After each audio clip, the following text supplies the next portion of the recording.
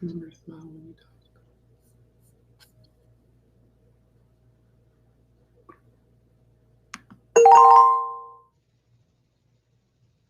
afternoon, everyone. My name is Jamal Robinson. My name is Jamal Robinson. I'm one of the three co-founders of Do More Together in West Point class of 2010. Do More Together is proud to, and it's an absolute pleasure to have Mr. Joe Anderson, a member of the class of 1965 and West Point's 50th African American graduate, as our keynote speaker today. The topic of our keynote speech today will specifically be pursuing your personal legacy. I'm going to go ahead and move forward and read Mr. Joseph Anderson's bio. So Mr. Joseph B. Anderson, Jr., born in Topeka, Kansas, graduated from the United States Military Academy at West Point with a Bachelor's of Science degree in class of 1965. He subsequently received two master's degrees from UCLA. Mr. Anderson attended the Army's General Command and General Staff College and is a graduate of Harvard Advanced Management Program. Mr. Anderson received an honorary Doctor of Management degree from Kettering University and an honorary Doctor of Commercial Science from Central Michigan University. Most significantly, in May of 2006, Mr. Anderson received the Distinguished Graduate Award from the United States Military Academy at West Point, honoring his lifetime of achievement and commitment. First designation and presentation of this award to a living African American graduate. During his military career, Mr. Anderson commanded troops as an infantry officer in the 82nd Airborne Division and served 2 tours of duty with the 1st Cavalry Division in Vietnam. In addition to troop command, Mr. Anderson served as an aide-de-camp to 2 general officers, and he was also an assistant professor in the Department of Social Sciences at West Point. Mr. Anderson and the infantry platoon he commanded in Vietnam were subjects of the highly acclaimed documentary film, The Anderson Platoon. This documentary has been shown in more than 20 countries and has won several awards, to include the Oscar of the Academy Awards and an Emmy. You can view The Anderson Platoon on YouTube, and I highly recommend checking it out for your viewing. Mr. Anderson's military awards include 2 Silver Stars, 5 Bronze Stars, 3 Army Commendation Medals, and 11 Air Medals. Mr. Anderson resigned his commission after 13 years of service. After 13 years of service and an early selection promotion to Lieutenant Colonel. While in the Army, Mr. Anderson selected to be a White House Fellow and worked as a special assistant to the Secretary of Commerce, Juanita Krebs, for 1 year. After the assignment, Mr. Anderson continued to work for Secretary Krebs until he joined General Motors Corporation. Joe Anderson began his business career with General Motors and Pontiac Motor Division after several manufacturing assignments. Mr. Anderson was named plant manager of the pressed metal and plating operations, Pontiac Motor Division. After several years in assignments of increasing responsibility, he was appointed to General Director, Body Hardware Business Unit, Inland Fisher Guide Division, General Motors Corporation, a business unit with 7,000 employees and a revenue of $1 billion. After 13 years of service, Mr. Anderson resigned from General Motors to become president and chief executive officer of a privately held company, Composite Energy Management Systems. Later, he acquired controlling interest in other privately held entity, Shivas Products Limited, which manufacture interior trim products and lighting assembly principally for automotive industry. Mr. Anderson is currently the majority owner, chairman, and CEO of TAG Holdings LLC, which has owned several manufacturing service and technology-based companies currently based in North America. Over the course of its history, TAG Holdings has engaged in 15 acquisitions and joint ventures located in North America, Korea, and China. These businesses have served a variety of industries, including automotive, heavy equipment, aerospace, and defense. Mr. Anderson has also served on several trade association boards as well as community organization boards. He has also served on 6 New York Stock Exchange publicly traded company boards. He is currently serving as the chair of the Federal Reserve Bank of Chicago, Detroit branch. Most recently, he has been appointed to one of the advisory boards of the Department of Defense, more specifically, the prestigious Defense Board. Now we're going to go ahead and transition into really and give you the thought process behind this interactive keynote. We wanted you all to be engaged with me and Mr. Anderson, and we wanted to walk you through sort of a real-time journey of Mr. Anderson's life, as well as its parallel within American history as well. So what we'll do is go through that timeline, that journey, and then we'll do we'll also do a question and answer portion as well. So I ask you, please, and drop questions, even as we talk through this. Go ahead and drop questions in the chat if you don't mind. So enough of me talking. We're going to go ahead and jump into the year 1954. So with that said, Mr. Anderson, I'm going to open up the floor to you. 1954. Tell us what is significant about the year 1964, Mr. Anderson. Well, thank you very much, Jamal, and I appreciate that introduction. And let me give props to the Do More Together team and leadership. I've heard about you over the years, and it's an honor for me to be able to join you today in reflecting on my history and the history of the Academy and how that parallels the American history, particularly race in America. But as an organization with your commitment to make it even greater difference for West Point, I congratulate you and I'm happy to join you. So turning to your question, what's the significance of 1954? Well, if you talk about my background and beginning, the significance of that year is Brown versus the Board of Education of Topeka, Kansas, my hometown. That Supreme Court decision occurred in that year. And most importantly, that Supreme Court decision is about my class. I attended Washington Grade School K through 6. That was one of 4 Black grade schools in Topeka, and they were all segregated up until that year. So with that launch into an integrated environment, that's a key factor and significant milestone in my life. And Mr. Anderson, with that being said, I wanted to know, and you pretty much, you somewhat answered that question, but I want to dive deep. How was it growing up in Topeka, Kansas at that particular time?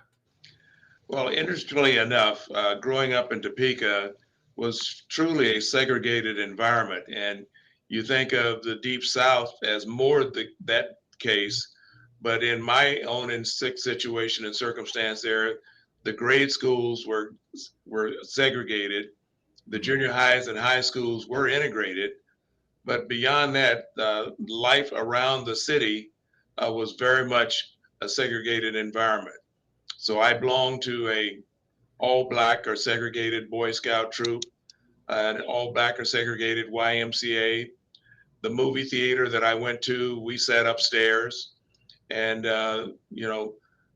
very near and dear to West Point, I learned to swim at the Black swimming pool, and I can see all the Black alumni on this viewing smiling because they know about us and swimming lessons at the military academy. Very much so. I thank you for sharing that, Mr. Anderson. You almost gave me a flashback there, but I'll move forward. So with our conversations, we've had some great conversations offline. I want to mention Mr. Clifford Worthy. Could you give me and the audience a little bit more about this name and what that name means to you and who that is? Sure. Cliff Worthy is a West Point graduate, African-American, class of 1953. He lives here in the Detroit area. He was appointed to the academy by a congressman from Michigan at the age 94. Last Friday, he was at the Leeds program, so he's still out and about and engaged. Most significantly, Cliff has written a book. It's entitled The Black Knight, and the significance of that book, and it's a reflection of his family's journey through the Army and so forth. And again, the Black Knight and African American family's journey from West Point, a life of duty, honor, and country. It just came out in 2018, 2019 timeframe. Very, very successful. And I've read it cover to cover and commend it to everybody. Thanks for sharing that. Thanks for sharing that, Mr. Anderson. And now what we'll do is let's go to 1965 now. Let's go to the year 1965. And as we zoom into 1965, we have it titled West Point in the Army. I want to pose a question. How did you get into the academy? And what was the academy even like for black cadets at that time? Well, as has been the case with the admissions program at the academy, there are several different programs that they look into for candidates for the academy. And one of them is Boys State and Boys Nation. So in my junior year in high school, I participated in Boys State and was selected by my Boys State class to represent the state of Kansas at Boys Nation. When I returned home to do my senior year in high school, before I thought going to the University of Kansas, I got a postcard from West Point saying, congratulations on being one of the 100 young men to attend Boys Nation. And if you're interested in the academy, fill out this postcard and we'll send you information. I filled out the postcard. They sent me the information. I pursued the process through my senator here in Kansas, Senator Carlson, was selected as his second alternate. The principal and first alternate didn't make it, and I got a phone call in June saying, if you're still interested in coming to the academy, show up, and I did. When I arrived there at the academy in 1961, my class had about 900 members of the incoming class. Of that 900, 6 of us were African American. As we went through Beast Barracks, yes, back then it was called Beast Barracks, and it was a real Beast Barracks to you younger alumni. Back then, we went through Beast Barracks, and only 4 of us continued. The good news is all 4 of us, when we entered the academic year, all 4 of us stayed all the way through and graduated. So out of the 900 that entered the class, 596 graduated, and we were 4 of the 6 that graduated at the same time. Wow, 4. Wow. And with that being said, wow, 4 graduates and then 6 entered. With that being said, the next question that I would love to ask here, Mr. Anderson, is we're talking about 1965. What was it like being a cadet in the civil rights era? Quite frankly, it almost got to me.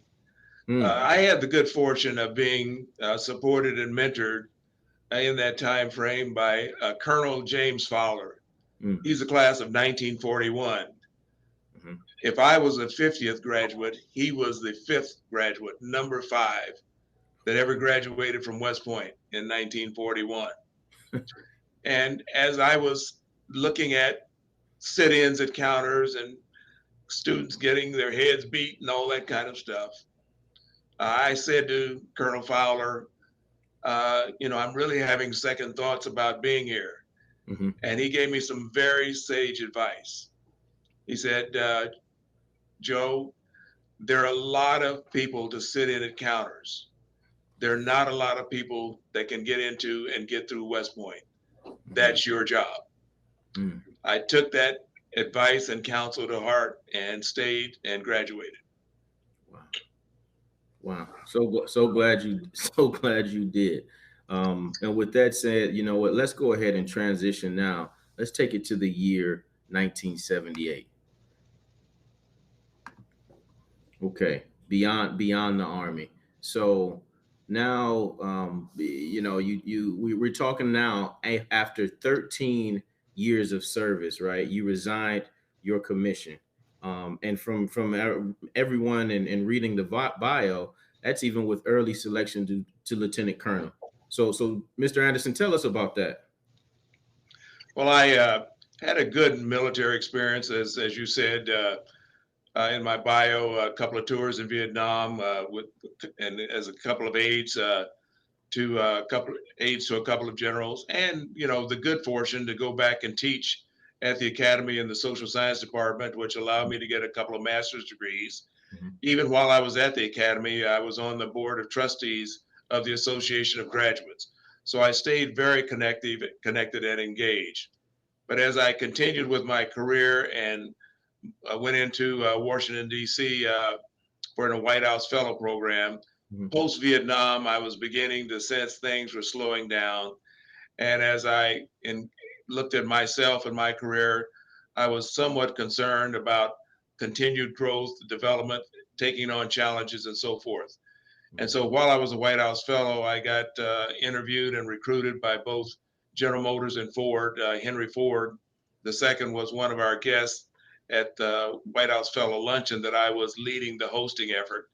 And he sent his headhunters back to recruit me. And I looked at the opportunity and offer in private industry as compared to the Army and so forth, and made the decision to leave General Motors and to leave the Army and join General Motors at that time frame, Mm-hmm. with the primary motivation to continue my personal growth and development at the rate I had done so up to that point. Right. Now, with that being said, Mr. Anderson, you did leave at that 13-year mark, but in our personal discussions, you mentioned that General Motors and Ford were pretty much actively recruiting you, if that's correct. Why is that? Well, that brings me back to the circumstances about race and the involvement of circumstances in the country. Mm-hmm. And as the military academy in the 60s was beginning to have African Americans as cadets, and for the record, when I graduated in 1965, there were no African American generals on active duty in the Army. Beyond that, there were only 6 colonels, and Colonel Fowler was one of those 6. And the reason I got to know him is his son, Jim Fowler, was the class of 67. Mm-hmm. And so Jim would have been, in my recollection, the first second generation African American graduate of the academy. But when I looked into the circumstances in General Motors and Ford, it was much the same, in that they had very few, if any, African Americans in executive positions, and certainly none in the operations. And so both General Motors and Ford looked at the military, and particularly me as a military academy graduate, and said, we'd like you to come and help us populate our executive ranks. We can teach you the automobile industry as a leader much more easily than we can teach our first line supervisors to be executives. And so they recruited me, and I made that decision and joined General Motors. Gotcha. Thanks for that explanation, Mr. Anderson. Now, I want to take a step back here. Where the year, I believe, 1974, you was actually appointed to the AOG Board of Trustees. Can you talk more about that? And as well as, I want to tie that into something that in our personal discussions that you talked about, BOAP. But if I'll leave that with you. That brings a smile, because as we talked about the Diversity and Inclusion Committee and the Minority Outreach Committee, we had our informal minority group of officers at West Point called BOAP. And all that stands for is Black Officers at West Point. We were not structured and part of the institution, but we met regularly and did a lot to entertain the cadets that were there at that time and so forth. But joining the Association of Graduates Board of Trustees, and then coming back on the staff and faculty at West Point, there were a number of us there. I would imagine somewhere in the 15 to 20 range in various departments. We had only one full colonel on the post, et cetera.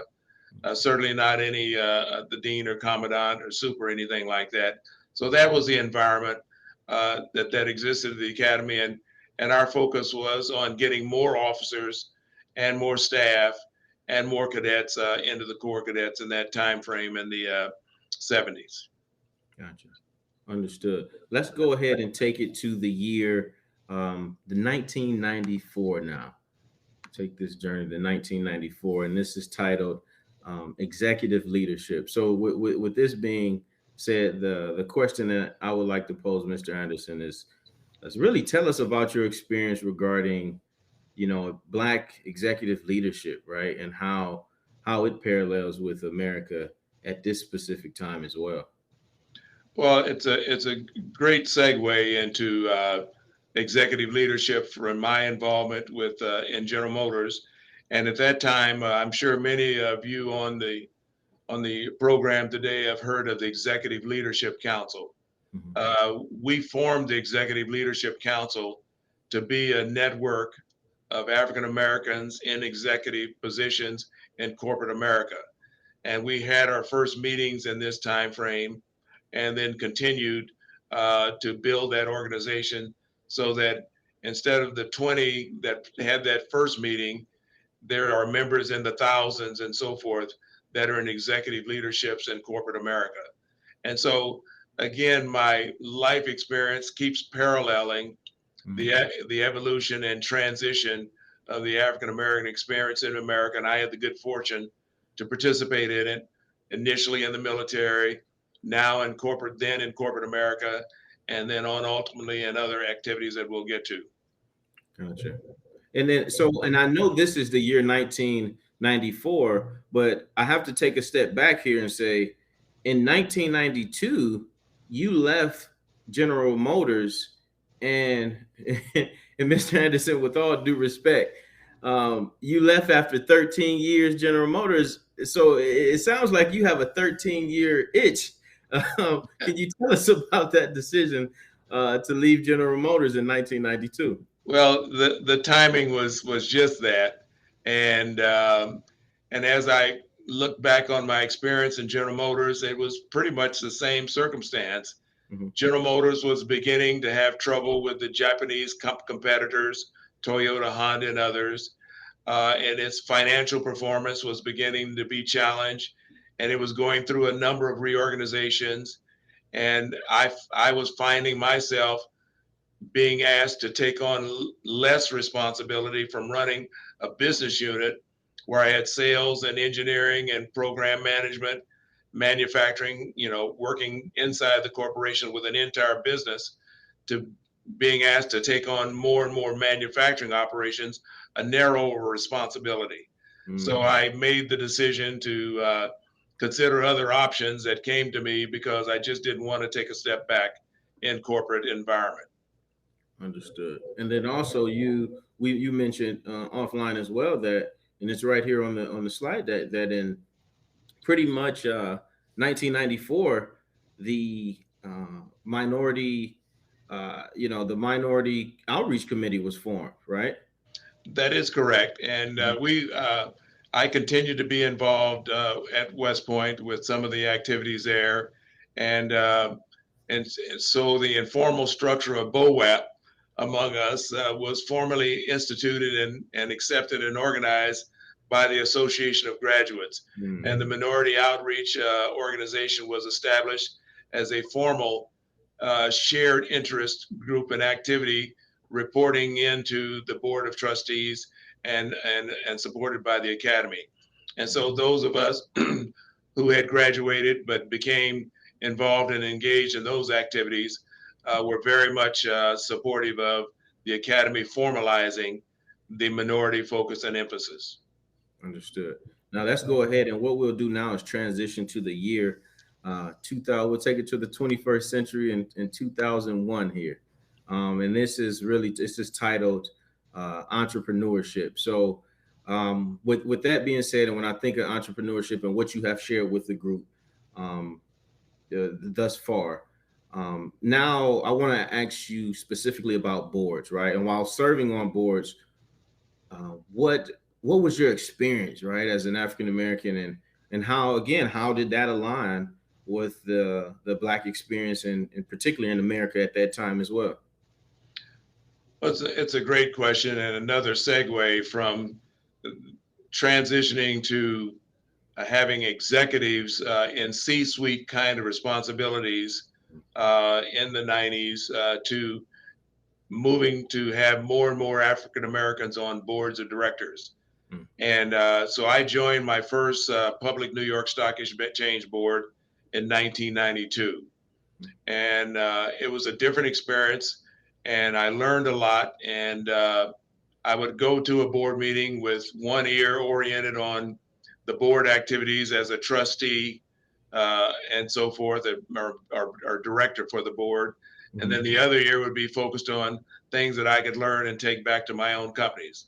But in that time frame, I was usually the only individual, only African American on the board, and generally was more a function of network and relationships that allowed those opportunities to come my way.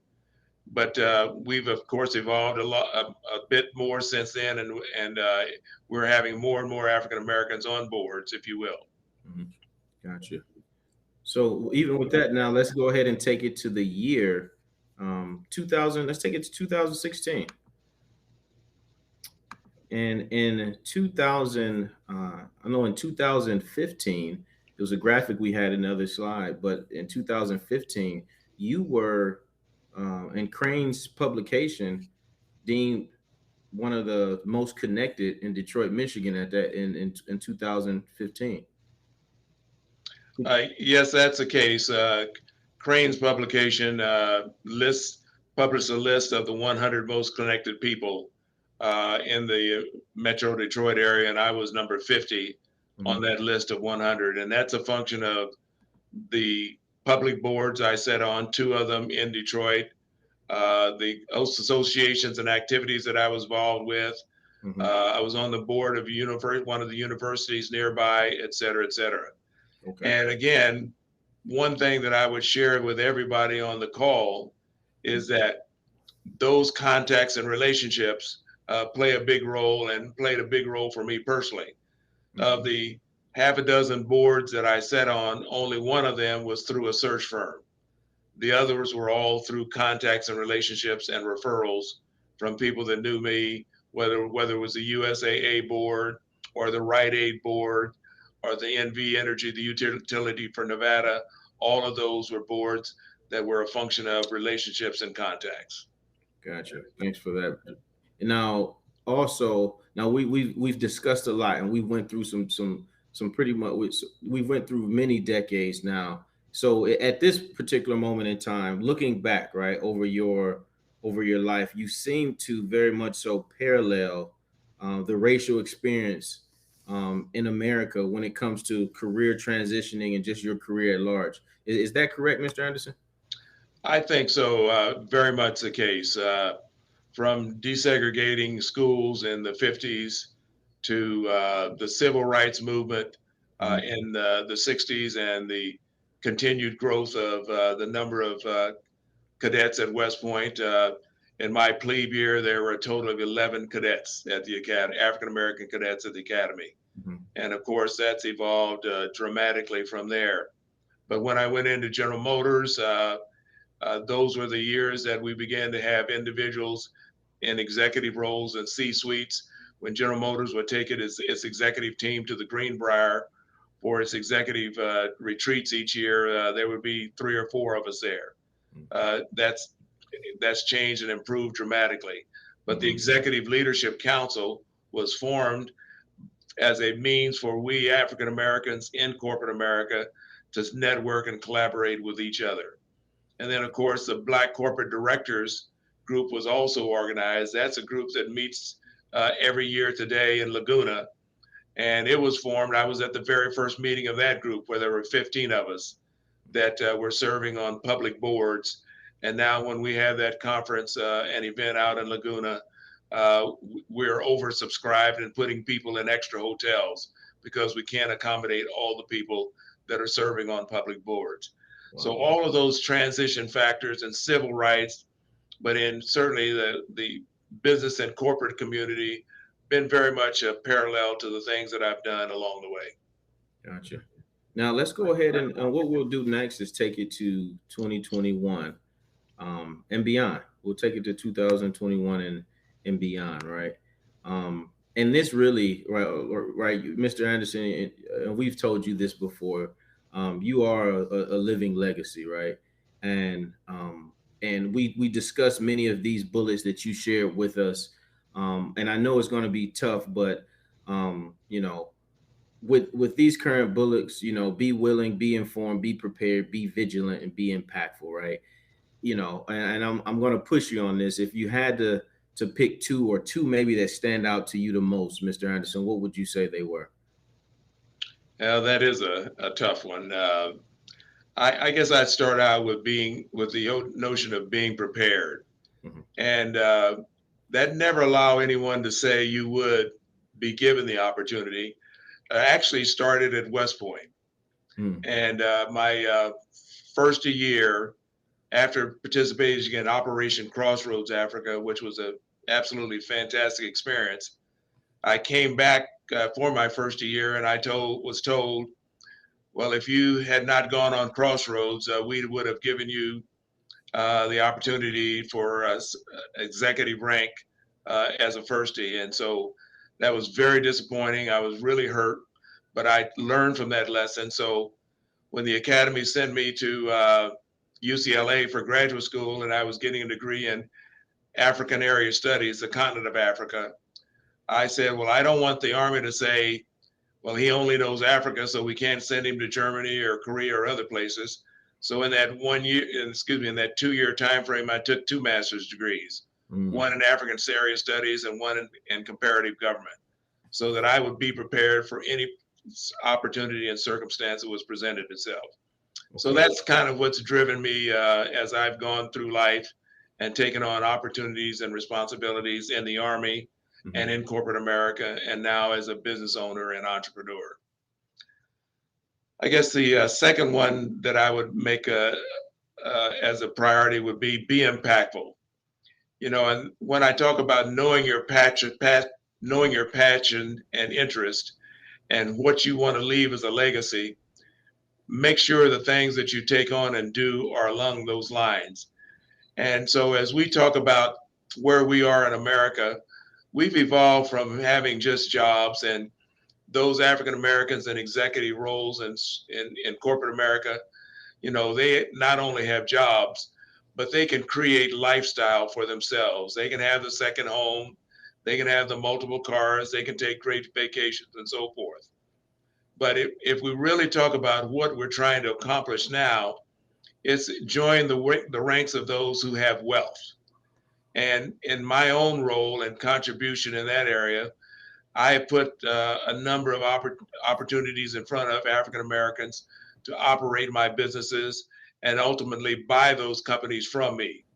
And so right now, there are 6 individuals that own their own companies that have been part of TAG Holdings, and they have the potential to create wealth for themselves. And Mhm. so that's the difference I would say I want to make, and I'm driving every day to continue to do that. I really appreciate that, Mr. Anderson. Listen, what I want to do now is jump. Literally, I want to jump right into the Q&A portion of the segment, because I want to give folks the opportunity right now to really reach out to you and ask questions. So, with that being said, the first question that I have from the audience, Mr. Anderson, is: there are currently only 5 Black Fortune 500 CEOs. Between 2000 and 2018, there were 20. Why do you think that the number decreased, and why aren't there more Black CEOs in the corporate sector? Is there a diversity act and an access challenge, or do you think it's something else? I think that's a very, number one, a very important and great question. And as I think about it and reflect on that, it goes back to the history of African Americans in executive roles and so forth. And we're getting to be more and more engaged and established and getting those opportunities. And so to be the CEO of a company in 2021, you would have to been on the track in the early 20s, Mm. 2000 years, to have the opportunity to rise and get into that role, or be transitioned or transferred to a different company in that role. And we're just beginning to have that experience. And I would suggest and would look to see in the next 5 or 10 years that number increase dramatically, because we have built that track record and so forth. And so back to the Executive Leadership Council, when we were formed not that long ago, there were 20 people in that first meeting. And so we're beginning to populate corporate America and make a difference. And along with that, as there are African Americans serving on more and more public boards, the opportunity and challenge to make sure that African American executives are included in the consideration for CEO, that is going to play out also. Thank you for that explanation, Mr. Anderson. Next question that we have here is, what do you think is the role, if any, right, of Black West Pointers in the fight for social justice in this country? Well, I think we as African American graduates of the Academy have a unique role in that we serve first and foremost are leaders. We've been trained, we've been given those roles and responsibilities, and that's what we should be about each and every day in our communities, in our organizations, in our companies, whatever that is. And in that role, be looking to reach out and reach back and provide opportunities for those around us, particularly related to our race, because we're still trying to find equity, inclusion in all aspects of the culture and environment of this country. And there are some headwinds right now, needless to say, but now that's where our leadership and ability to overcome adversity should come into play more than ever. Well, great explanation for that one. And then I'll segue right to the next question from the audience here. And it's, how hard has it been to mentor rising stars from the ELC into actual CEO and C-suite level positions? It's become more and more manageable, doable to get individuals into corporate America, into those roles. And on many boards of directors, they are being measured or measuring themselves in terms of executives in those leadership roles. And that's an important transition, because, the things we measure are the things we pay attention to. And so it's becoming more and more acceptable and doable to have individuals in executive roles. But as we said earlier, getting them in the position of being CEOs of major companies, Fortune 500 companies, we still have a ways to go there. But I am very, very comfortable and confident in saying that most companies now are having executives in African American in executive and leadership roles. Gotcha. I'm looking at trying to see if there are any other questions out here from the audience.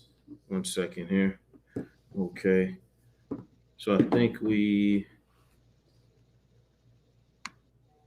have another that has come through. And that is,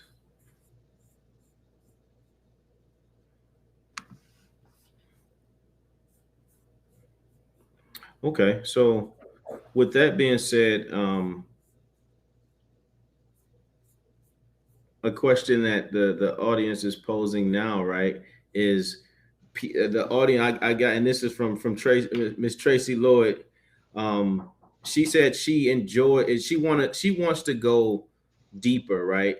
And we want to go deeper. And if you would be willing to come back for a DMT town hall, because we have town halls every month, right? And then we discuss different topics. To come back and do really a master class, right, on one of these topics that we have talked through, even at the last slide, the 2020 and beyond. Would you be willing to do that? And that's from one of our DMT members. And the answer is yes.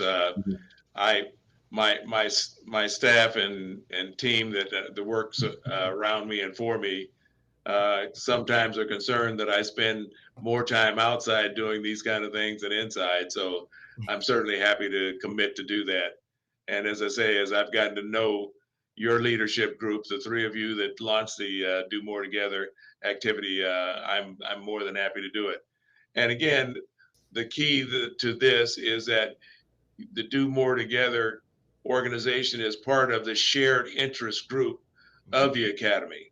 So you're tied in and linked to the Association of Graduates and the Academy itself, and your commitment to staff and cadet activities and support is something that I can get behind and would support any day. Thank you for that. The chat is lighting up, saying thank you, Mr. Anderson, for that, and then we're looking forward to it. Someone even called you Uncle Joe. Uh-oh. There you go. With that being said, it's another question out here from Mr. James Schleck. And what role should non people of color, right, and grads play force multiplier for our graduate persons of color, Black sisters and brothers? What is your thoughts on that? Well, if I understood the question correctly, what would non-minorities or whites, what role should they play? Is that the thrust of the question? That's the thrust of the question. Yes, sir. I think that's a very important question, and let me quickly say, having served in several activities associated with Academy, there have been a number of alumni that have been very committed, very aggressive in supporting our diversity and inclusion activities, serving on the Minority Outreach Committee and so forth. So I certainly want to have everybody here that we certainly have non-minority graduates that have been working on our behalf as minority graduates. But I think that's very important because we are a small percentage, we as African-American alumni are a small percentage of the overall numbers that have graduated. And we need the weight of everybody to move the needle and to make a difference and so forth. And so I think it's very important that non-minority graduates play that role. And when you look at the leadership of the Association of Graduates currently and over the years, board of trustee members, superintendents, I think General Caslin as a soup made a huge difference as a non-African American in moving the needle relative to African American activities at the Academy. And we need every one of those efforts. Right. And Joe, Mr. Anderson, I have a question specific, and this is from me, right? When we, and personally, when we spoke, it was an absolute pleasure to have you, and like the hair on my neck stood up when we first got on the call, and you said to me and Do More Together, listen, I may not been there from the start of the organization back in 2016. And introducing yourself and coming to the table. But what is your message to other grads and older grads out there in regard to coming in and mobilizing and being a part of Do More Together? Why is that important? Why was this important for you going forward to move the needle? Well, if I look back to my original contact and relationship with the Academy, Colonel Fowler, class of 41, who was a professor of military science at Morgan State when I was a cadet. And then evolving Minton Francis, class of 44, who was on the board of trustees with me and so forth. And again, was somebody that I could turn to, get mentorship and support and counsel from and so forth. And so for the Do More Together members that are actively involved and engaged and in support of the Academy, the cadets there need that. And your involvement and support and encouragement is fundamental to their rising and being successful while at the academy, but equally importantly, outside of the academy. Just an example of that. I had a individual call me yesterday and say, you don't know me, but I met somebody who does. They referred me to you, and I'm in business, and I know Black alumni at Cummins Engine and one of the furniture companies in Michigan. And would you mind if I connected you with them? Because I'm sure you all would like to know each other. It's that camaraderie, that network, that collegial relationship and activity that is so important. And then as interacting with the three of you as founders of Do More Together, I've learned from you, you've learned from me, and that's what it's all about. And we should continue that process without question. Very much so. Very much so. Thank you for answering that question, Mr. Anderson. Another question that I have, and we targeted the year 1965, and so much in my mind, especially as other graduates, it probably is going through theirs as well. What was it like being a cadet? Being in the Army at that point, at the assassination of John F. Kennedy and the assassination of Martin Luther King during that time. What was that like? Well, I can give you a very specific reflection on the assassination of Martin Luther King, and it relates again to that legacy that we all have and should support. And one of those 6 colonels' name was General Davison, Fred Davison, and I was aide de camp to the commanding general at Fort Dix, New Jersey, and in that 1967-68 timeframe. And General Davison was about to get his first star. And so he called me and asked me if I could come to Washington, D.C. to serve as his aide de camp while he had his first star pinned on in 1968. I went to Washington, D.C. That event was going to happen the day after Martin Luther King was assassinated. So I was in Washington, D.C. for that ceremony, and the streets were burning and all of that kind of stuff. I was in uniform and a little uncomfortable, but all of that relates to race in America and a transition like our first modern day African American 1-star general all happened at the same time. Wow. That is very interesting. Listen, I'm going to go to the next question here, and I think we have time for at least two or three more questions here. But a question I'm getting from the audience is, for those of us on the front end of our careers, right? How do you express that you want to be a CEO, but you don't know where to start? Well, there are 2 or 3 things I would recommend. One is find out and develop a relationship with a CEO or those who know about or know CEOs, and get that mentoring and connectivity in place. And then more than that, make the effort to study the backgrounds and the experiences of CEOs, so that you will know that's the path to follow, or more importantly, see where they have been, but then anticipate where the organizations that you're involved with are going and get on that track so that you will be there and in position when that opportunity presents itself. So you not only will have done the things that are appropriate and necessary in the past, but you will have anticipated where things are going, and they're going to look around and say, he or she has the tickets and credentials punched. Let's put him or her in that role. Got it. Wow. Got you on that one, Mr. Anderson. And then another question that we have moving right along is, what is truly at the core of your legacy? That's a great question. And I think more than anything else, it's about driving for results and success of us in the Black community and so forth. And as I referenced before, my dad was a laborer. So those of us have back then had jobs. And then when I was in General Motors as an executive, I'd go to these executive conferences at the Greenbrier with a group like that.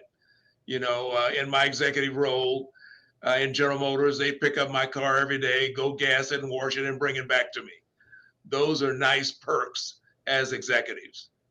But at the end of the day, we ultimately want to join the ranks of those who have wealth and money and could create and make a difference, because that gives you all the flexibility and latitude to do the things that you want to do.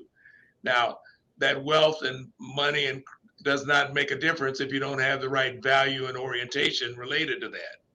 And what drives me about that, back to the question, is how can I make a difference for the Black community from which I evolved and which has blessed me with opportunities, and how make sure that I may be the first one through the door, but I won't be the last, as our current vice president said. No, that's right. And another question through the chat here, and we'll probably have room for one more. So go ahead and post in the chat for another question. But I'll read off this question here. Are corporations recognizing that they have to keep and not just recruit diverse talent? I've seen a lot of people have corporations have people leave. I've seen a lot of people leave corporations because the adversity is more than the promise of the promotion. What are your thoughts on that? That certainly relates to the history of corporate America and recruit. And when I was at General Motors, we'd recruit young people from the historically Black colleges and so forth. But then when they came in, were they getting the same opportunities and moving along with their peers that came in at the same time? And sometimes yes, but sometimes and more often not. And so what has happened and evolved, however, is corporations are beginning to recognize and learn that the more diverse their executive team, workforce, and so forth, the more successful and effective they will be. So some of the challenge and issue now is keeping the talent, but part of the problem with that is African American talent is considered number one talent, and also African American, and people are being recruited a lot more aggressively than used to be the case. So I think it's a recognition of keeping the talent that they have and giving the responsibilities and challenges that are there, but also recognizing if they don't give those responsibility and challenges, somebody's going to interview them and hire them away.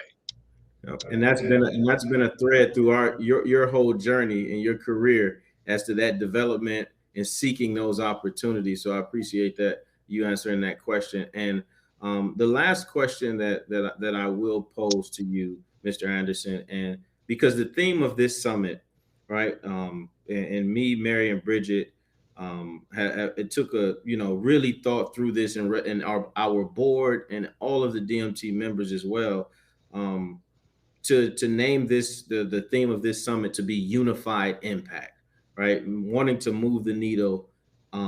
What does unified impact, Mr. Anderson, mean to you? I think those two words each reflect what they say. And unified means, as in your name, doing more together, if I can bring it full circle.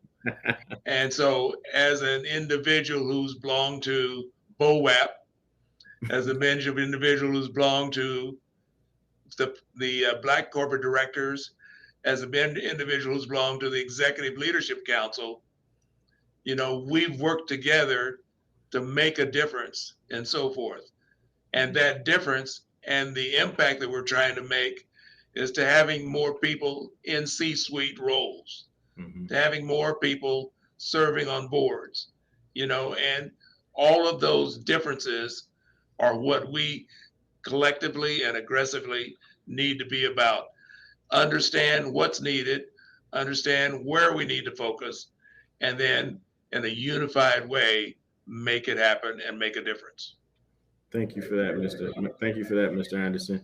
And with that being said, like, and I hope the audience has and I know you have, because I see the chat that has like literally Mr. Anderson just going crazy with thanking you and the questions and the hearts and the thumbs up that I see here. But this interactive keynote again was about pursuing your personal legacies. And Mr. Anderson, the key takeaways that I and I'm sure others have gotten from this conversation was really about understanding your story's connection to the stories of others, and even many times the story of the nation, and throughout the decades. That's one bullet, I would say. The next is really determining where your passion meets your profession, right? That's another key takeaway that I received from this. And lastly, actively investing in the success of others, which is what the purpose in many ways of Do More Together is, and investing in others and coming together to do and having a unified impact. With that being said, Mr. Anderson, I personally want to thank you, as well as Do More Together, and as all of the West Point graduates and those who aren't graduates out there, even from the folks that are on for the Naval Academy, as well as the Air Force Academy, as well as the CEO of AOG, Mr. Todd Brown, which just said, Joe, West Point, Joe Anderson, Distinguished Graduate Award recipient. We want to really thank you for your life, your legacy, and what it means for you to be here today to share your stories. And we definitely want to keep this going, but I want to take a moment and thank you truly from the bottom of our hearts for this keynote speech. And Mr. Anderson, I'll leave it to you. Do you have any other final words to the group? Well, thank you very much, Jamal. And as you can tell, this is a labor of love for me to be about making a difference. And I apologize to our other institutions that may be on, but we at the number one institution of leadership in America, West Point, it's about showing that leadership. It's about making that difference. One last small example. I chair the Federal Reserve Bank in Detroit, the Detroit branch of the Federal Reserve Bank. And that's nice. But what I have worked with the bank to do is to initiate a survey on access to capital for minority businesses. And therefore, with that data, then we can talk about what policies does the Federal Reserve have to engage in to make sure there is access to capital for minority businesses. So the point I want to leave you with is, don't sit in the chair, make the chair make a difference.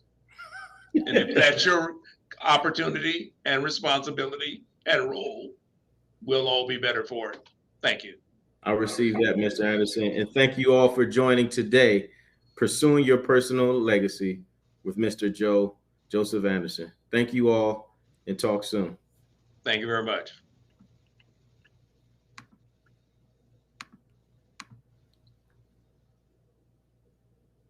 Okay, I think we stopped the broadcast. I think that went very well, Mr. Anderson. Are you sure? Are we sure we're stopped? We are sure. Okay. All right, good. Sure. Yep, we're stopped. All right. Well, thank you, and thank you and Bridget for the effort, particularly Bridget, in creating those slides and so forth. Not a problem. It's my pleasure. And if you'll send me the final version there again, Bridget, Yes. I'd like to store it so that when I go to write my book, I can use that with you to get it done. There you go. I'm taking up ghostwriting in my other life, so. All right, very good. Well, you might mess around and have two books coming out, Mr. Anderson. You know, messing with Bridget. You got that right. All right. Thank you again, and of course, we'll be in contact. And thank you so much. And and to the question that was asked, if there's another scenario that we'd like to go to a deeper level, then let's get it on the calendar and make it happen. I'm more than willing to do that. Now, one thing I will say, Mr. Anderson, when we did our prep call with the